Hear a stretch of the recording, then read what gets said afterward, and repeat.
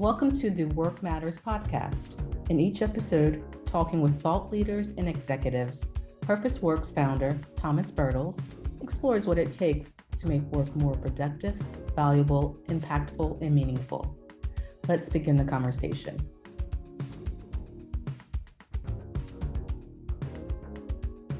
Welcome to the Work Matters podcast. When it comes to making work more meaningful, productive, valuable, and impactful, the leaders actually play a huge role. And when new leaders are appointed, that oftentimes comes with the expectations that they drive change and make things happen. So the question we're going to talk about today is, how should new leaders approach this challenge? Whether you're being promoted from within or you're joining a new organization, how can you take the critical first steps in the new role? How can you use this time to quickly figure out what's needed? And how can you engage the organization to come along and help take things to the next level? So our guest today is Jeanne Thoma. Jeanne has 30 years of experience in senior management roles at BASF, Lonza, and SPI Pharma, and she's now sitting on several boards. And I've had the pleasure to work with Jeanne a couple of times over the last 15 years. So great to have you on the show, Jeanne. Thank you, Thomas. Very happy to be here. So when taking on a new leadership role, the situational context matters. Whether, as we said, you're being promoted from within, or you're moving to a new leadership role in the same organization, but maybe it's sideways, or you come in from scratch.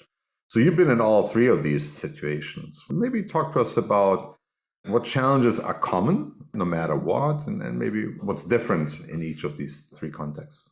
Like most people, early in my career, leadership challenges came from being in a group and then being promoted to lead that group.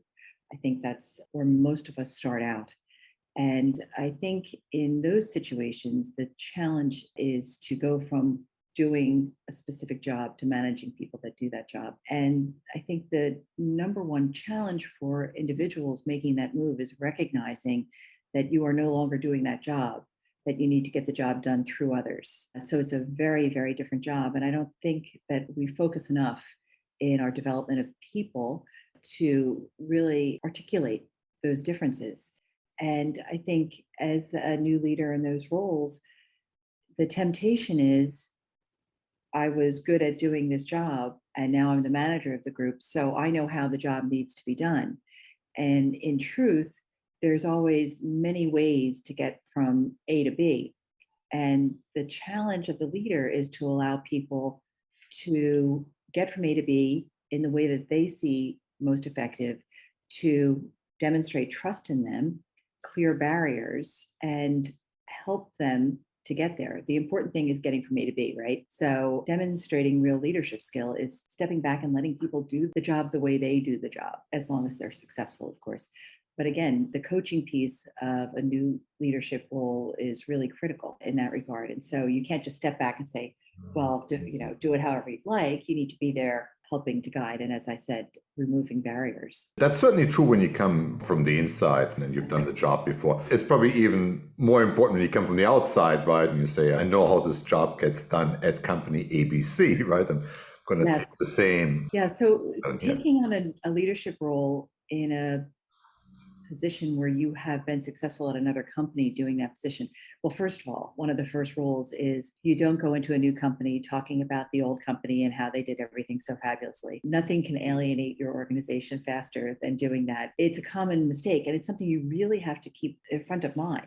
And I would say that the other thing is that every organization is different, and how you led in your previous organization, authentic. I mean, you have to stay true to your core leadership beliefs and style, but you have to be adaptable. You have to be agile in that approach. You have to contextualize it by understanding where the organization has been for all these years before you joined. Was it an organization that was managed top down?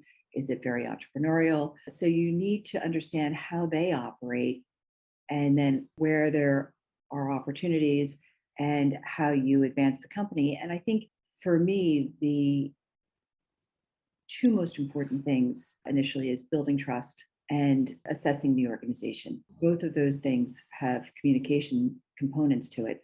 But one of the things that I like to do right out of the gate is to do a strategy review or a strategy refresh. This gives you an opportunity to see where the organization thinks their strengths are and the gaps and the opportunities.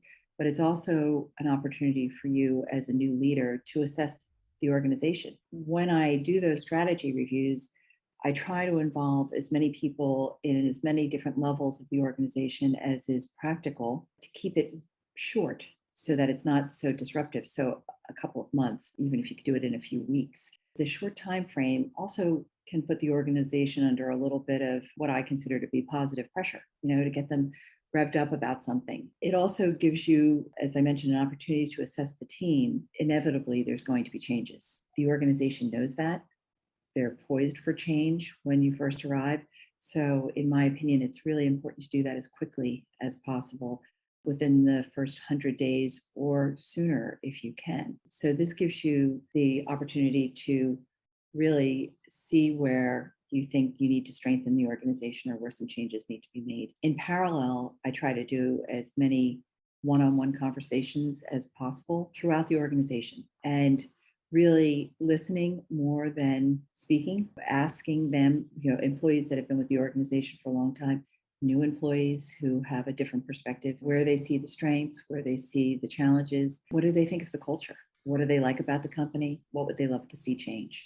So as you take on a new role, let's say you come in from the outside, you oftentimes rely on the information that the people that brought you in gave you. How important is it to be open-minded to that information might not be as accurate as one might expect? Oftentimes, the remit that you've been handed, the situation may be accurate, but the drivers behind it could be quite different. For example, I came into a situation, it was a newly created position, and the remit was, you need to build something from scratch here.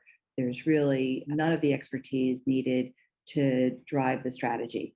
So when I came into the organization, I spent a lot of time talking to people, going around to different areas and asking a lot of questions. And what I found was that there were pockets of expertise across the organization, within divisions and different business units, and some real best practices. So we weren't actually starting from scratch. What we were doing was gathering those expertise, sharing best practices across the organization. An important component, or I would say side effect of that, is that people felt valued.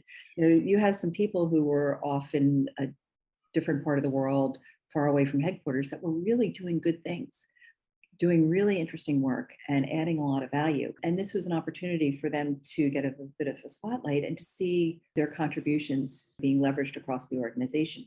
And that built a lot of confidence, a lot of pride. You talk about purpose works. People become quite motivated and become champions for these things when they see good work being highlighted and then shared across the organization. We talked about how to get started a little bit already. It's about building trust. It's about communicating. The strategy review is a great way to, I think, involve a broader number of people, but also builds a consensus around where the organization needs to go. What else is important to accomplish in the first 100 days? Building trust. I may have mentioned that, but I think that you can't mention it often enough. I think making decisions. A big part of strategy is making choices. A big part of leadership is making decisions. I would say hand in hand with that is both identifying as a leader your risk tolerance and demonstrating that to the organization. The old adage, if you're not taking any risks, you're not making any decisions. That's really true. You have to be willing to take some decisions, and not all of them will be right.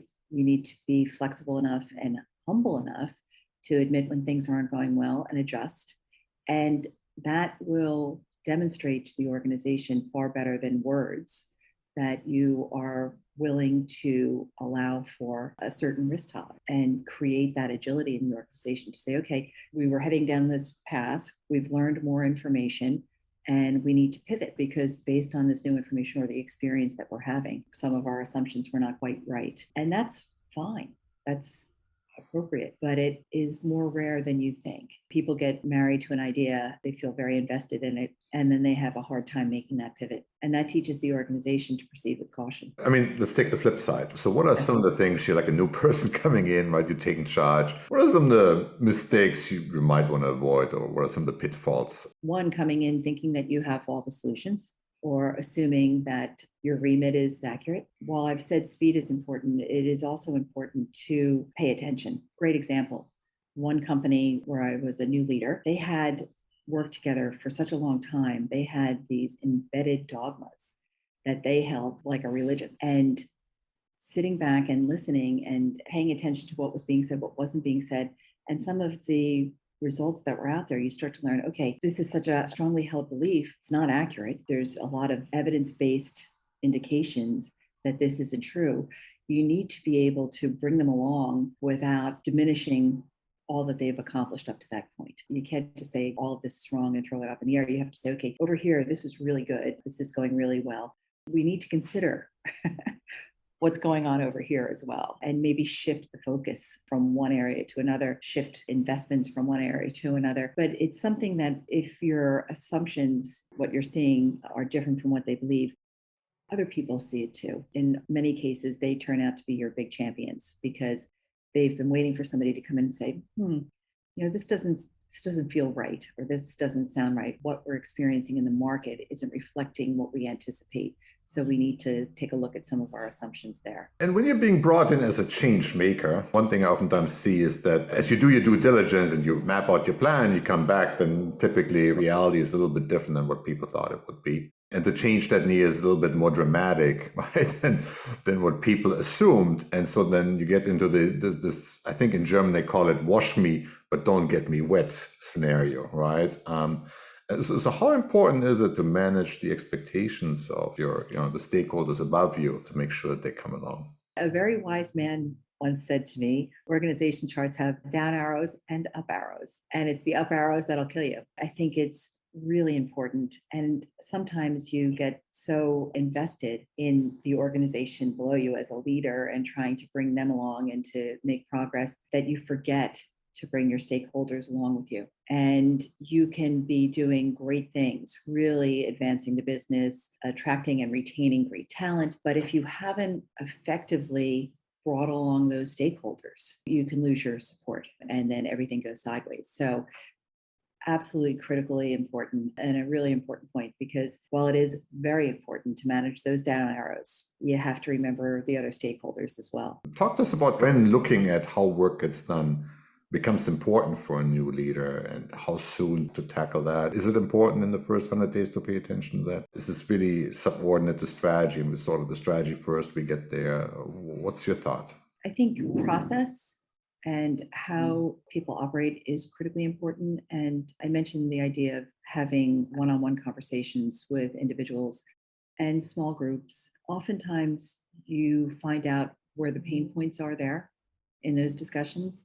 And sometimes they are system related, but oftentimes they are process related. And what you find in many organizations, this is not unique to my experience. I've had a lot of conversations with other leaders who have seen the same thing. People with good intentions will come up against an issue and they're not empowered to really fix the problem at its root cause. So they will build workarounds. And these seem to proliferate over time to the point where nobody understands really why they started doing it that way. It's just how things get done. And the next thing you know, you have these convoluted processes that take all of the joy out of people's jobs. Oftentimes at the root of that is a lack of authority to address the issue at that user level, if you will. And those are things that you can address quickly. New systems, those things take time and require a lot of effort and oftentimes a lot of capital investment.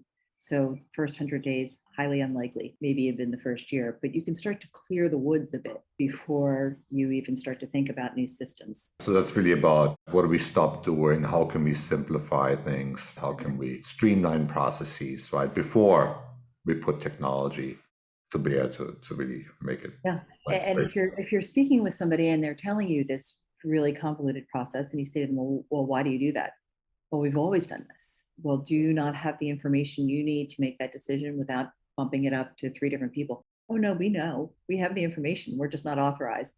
So it's those kinds of simple things where you can just say, okay, leave that one with me. And then as the leader, you can go off and talk to whomever is the leaders, the managers, whatever of that group, and just, double check, make sure that their understanding is the same, and try to take those things out where you see them. That also really helps to motivate the organization. Everybody likes to streamline. I think that we are all pretty similar. We like to think that the job that we have, that we're being paid to perform, is contributing to the success of the organization. And the more clear we can make that for every person in the organization, the more we can tie their job to the success of the business, the success of the strategy, the more fulfilled their job becomes for them, or fulfilling. I think it's important that it's like at the business level overall, right? There's a clear purpose. It's like what we're trying to build together. But also I think every individual job got to be purposeful and meaningful to the extent that's possible, right? Yeah. Sometimes. Well, I mean, if you're paying somebody to do a job, there should be some meaning to it, right? They should be contributing to the organization. Otherwise, it's hard to justify the job. I think that really embracing that and encouraging people to feel valued helps everybody. Nobody wants to think their job is non-essential. Yeah, absolutely. Jeanne, thank you so much for taking the time to share with you your insights around how new leaders can effectively take charge and have an impact on the organization. Very much appreciate having you on the show. My pleasure. Thanks, Thomas. Thank you. So here are my takeaways from my conversation with Jeanne Thoma about how to approach a new leadership position, whether it's from inside the company or you're joining a new organization. First, it is wise to discount your own experience. You might know exactly how the work should be done or could be done, but there are many ways to get from A to B, and insisting on your way is a surefire way to alienate everybody. Secondly, a strategy review is a great way to get started, to engage the organization, and also help to make assumptions about how work gets done explicit. Thirdly, it's all about building trust, and you demonstrate trust by listening. Fourth, realize that your decisions signal your tolerance for risk and make them deliberate. Fifth, don't forget to take your boss along. You got to make sure that your leadership is behind you. As Jeanne puts it, the organization chart has up arrows and down arrows, and it's the up arrows that kill you. My personal favorite, take advantage of opportunities to fix work and remove roadblocks. It helps you tremendously to motivate the organization and build buy-in and commitment. Those are my takeaways from the conversation with Jeanne. I very much enjoyed it. I hope you did too. See you on one of the next podcasts. We hope you enjoyed this discussion. If you did, please subscribe, like, share, or comment. Until next time, let's make work matter.